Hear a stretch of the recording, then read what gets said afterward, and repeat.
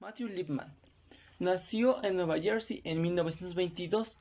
Era un profesor de la Universidad de Columbia cuando comenzó a planearse la necesidad de cambiar la metodología de la enseñanza de la época. Esto ocurrió en la guerra de Vietnam, cuando avisó sobre la escasa capacidad que tenían los contemporáneos para captar los pensamientos complejos y expresar sus opiniones. Para Lipman era muy tarde para dotar a una mente crítica y analítica, así que comenzó a trabajar en una nueva pedagogía para niños. A partir de ahí fundó el Instituto de Avance de la Filosofía para Niños. Su metodología fue llevada a la práctica, por primera vez en varios colegios públicos de Nueva Jersey. Lipman se graduó de la escuela en 1940. Sus estudios básicos incluyeron su estancia en la Universidad de Stanford, en Sydenham American University en Inglaterra, y en la Universidad de Columbia. Estuvieron acompañados por 3 años del servicio militar durante la Segunda Guerra Mundial. Recibió su grado académico en Estudios Generales de la Universidad de Columbia en 1948, y en su lugar trabajó como académico. Después estuvo en Sorbona de París y en la Universidad de Viena, donde estudió filosofía por 6 años más. Durante su periodo como docente, él se destinó en colegios y escuelas públicas de Nueva York. Lipman inició su trabajo de filosofía para niños en 1969, pero hasta se afilió a Montclair State College en Nueva Jersey, que fue un programa que empezó a tomar forma ahí junto con Anne Margaret Sharp en 1942. Lipman se estableció en el Instituto de Filosofía Avanzada para Niños y abarcó para que sería su proyecto de vida, restaurar la conexión entre la filosofía y la educación, volcando la educación hacia afuera.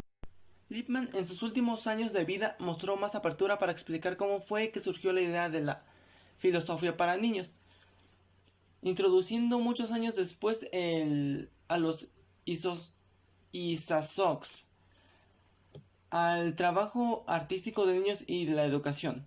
Durante los años 60, cuando visitó a su familia, Lipman comentó sus conversaciones.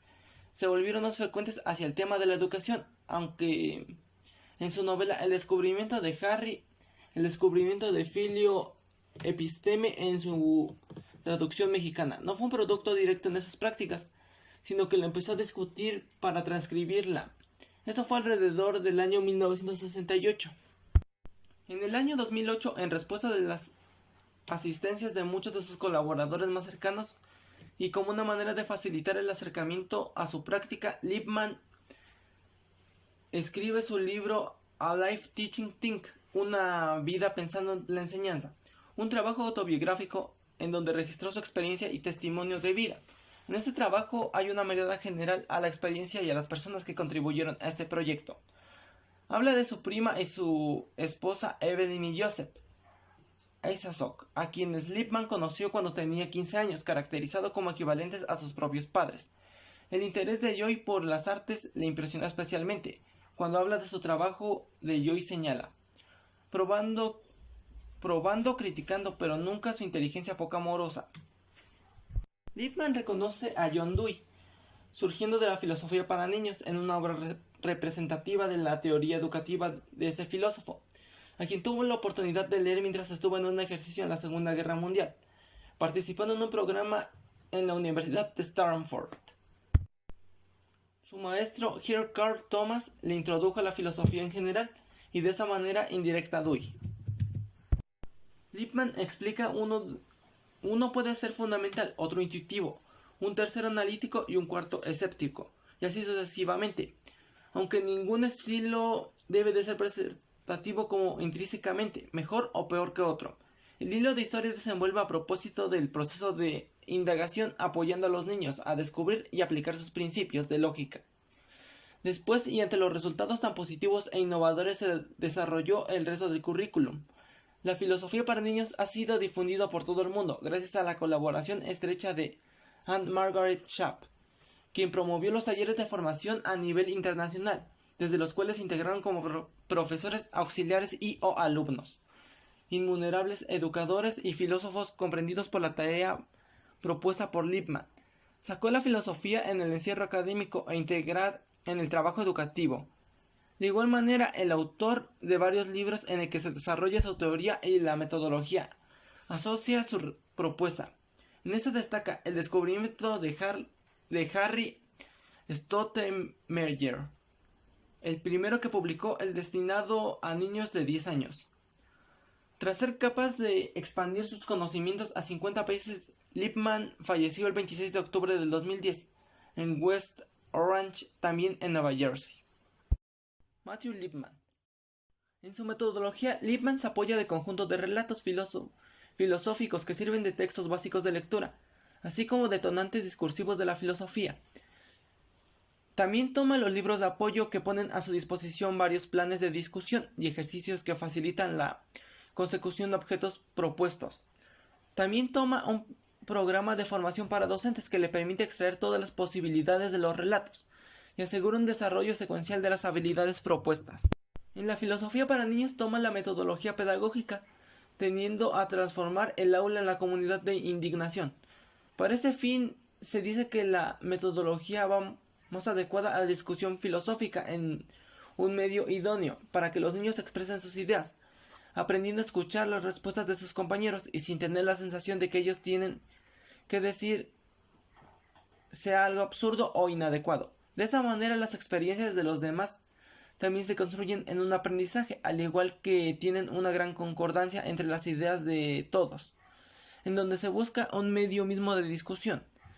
También considera un mejoramiento de la capacidad de razonar, un desarrollo de la creatividad, un crecimiento personal e intrapersonal, un desarrollo de la competencia ética, el desarrollo de la capacidad para encontrar el sentido de la experiencia. También desde varias perspectivas como Nickerson, Perkins y Smith consideran enseñanza para empezar una valoración del programa de filosofía para niños que es muy positiva. El supuesto que los niños son filósofos naturales y son capaces de pensar profundamente ante las cuestiones de trascendencia filosófica, sobre todo si se estimulan al hacerlo, es atractivo, y toma en serio a los alumnos como pensadores cuyas ideas deben ser compartidas y comprendidas. El programa tiene un efecto positivo sobre las actitudes de los alumnos, un efecto que puede resultar muy difícil de medir. Lippmann considera el preguntar cosas como el qué o el por qué en los niños, ya que así se convierte una forma muy frustrante y antropológica, convirtiéndose en adolescentes egoístas, problemáticos y desinteresados por todo aquello que no sea su propio interés y su propia realidad, o bien los adolescentes pasivos y apáticos que aceptan la realidad tal y como se presenta, sin preguntarse por sus fundamentos ni por la verdad y la coherencia de los mismos. También critica su supeditación de aprendizaje al nivel actual del desarrollo, tal y como el propuso Piaget.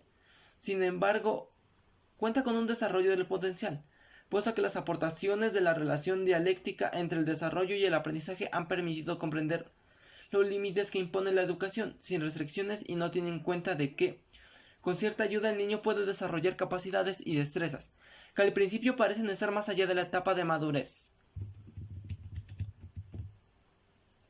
También obtiene logros sociales. Los niños socialmente pueden ser más maduros y aprender de las ideas de otros seriamente, ampliando sus puntos de vista. También se pueden obtener logros éticos, enseñando a los niños a responder preguntas como el cómo deberíamos vivir o en qué clase de mundo queremos vivir.